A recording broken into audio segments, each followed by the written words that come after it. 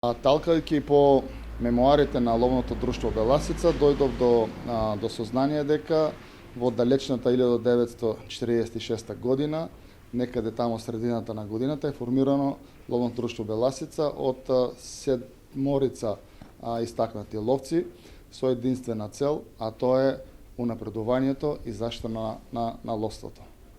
Од денешна перспектива, со сигурност можам да потврдам дека да, ловното друштво Беласица има постигнато целта. Членовите се на ловното друштво Беласица се чинители во општеството на многу позиции во порите на државата. Исто така, како ловно друштво, активно сме биле учесници во креирање на закони, подзаконски акти, правилници и пред се и над се унапредување на ловството и зачувување на традиционалниот конзервативен лов. Господин Ристов, колку членови брои во моментов ловното друштво Беласица? Може ли околу структурата? Дали овој спорт или пак оваа хоби е само привилегија на мажите или? Ловно друштво Беласица брои некаде над 300 активни членови. 30, можеби 35% се ловци со долгогодишно искуство. Млади ентузијасти ни се приклучуваат на дневна основа. Радува фактот што од годинава се појавува интереси кај понежниот пол. Со тамото тоа дава позитивни сигнали дека сме на добар пат и имаме добра иднина за сите нас. Имате ли возрастни ловџи кои што со години се верни на ловното друштво Беласица, околу структурата уште еднаш? Така, да, имаме. Годинава имаме двајца ловци, едниот е 92 години, другиот е 90 години и достоинствено ќе бидат посетени и издадено признание за нивниот многогодишен ловџиски стаж. Ловџиството не е само отстрел на дивеч, туку е и заштита на дивечот и унапредување на ловството прочем во нашава земја. Работите ли на тоа поле? Апсолутно да.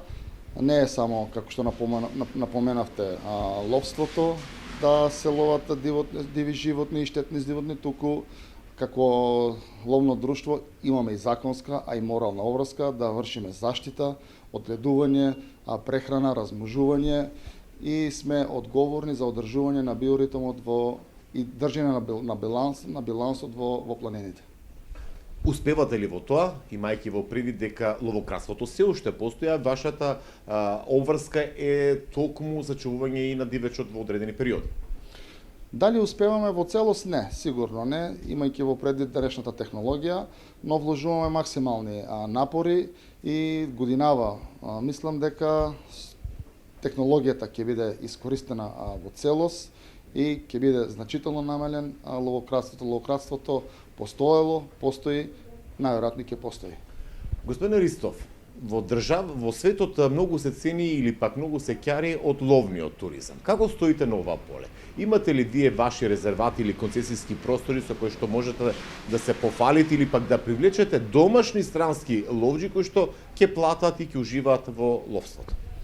Така, да, оваа гранка во минатото не беше високо во агендата, додека со новото раководство и јас како председател е поставена на висок пиедестал.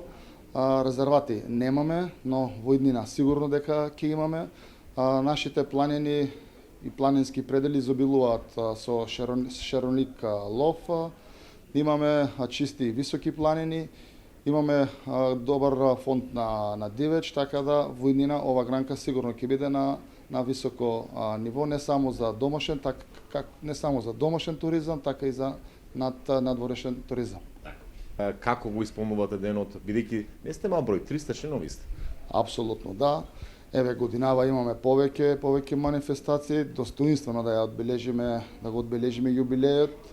Вечерва ќе издадеме благодарници на сите поранешни председатели, ловочувари, секретари, на добра бројка која ќе оддржиме и скромен коктел, потоа следува ловечката вечер, па здравје Боже во летото и меморијален турнир, така да мислам дека достоинствено ќе биде одбележен овој 8-деценијски јубилеј.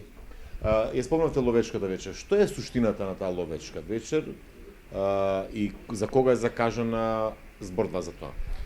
Ловечката вечер е споделување на спомени од минатата сезона, сезона 25-26, во една прекрасна атмосфера, исполнета со многу емоции, многу дружба, многу смее, многу забава.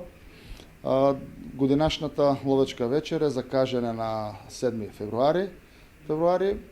Ова е јубилејна ловечка вечер, ќе биде малце поразлична од останатите. Ќе има многу изненадувања, еве јавен апел до општествено одговорните компании кои дадоа голем придонес за да ловечката вечер биде баш како што заслужува на едно организирано и традиционално ловно друштво. Дали сте отворени за нови членови и млади кои што сакаат да се занимаваат со ловџиството? Ние како ловно друштво сме отворени. Во самата просторија постои канцеларија каде што има вработено лице. На дневна основа примаме странки, разговараме, за да се стане ловџија не е само потребна желбата, туку има и почитување на процедури, дузина закони кои мора да се испочитуваат. Сепак на крајот од денот ние сме ентузијасти, ловци, но поседуваме оружје. За да се стекнеме со оружје, мора да ги поминеме сите безбедносни процедури кои ги наложува законот. Процедурата не е лесна, не е ниту тешка, само да се има волја.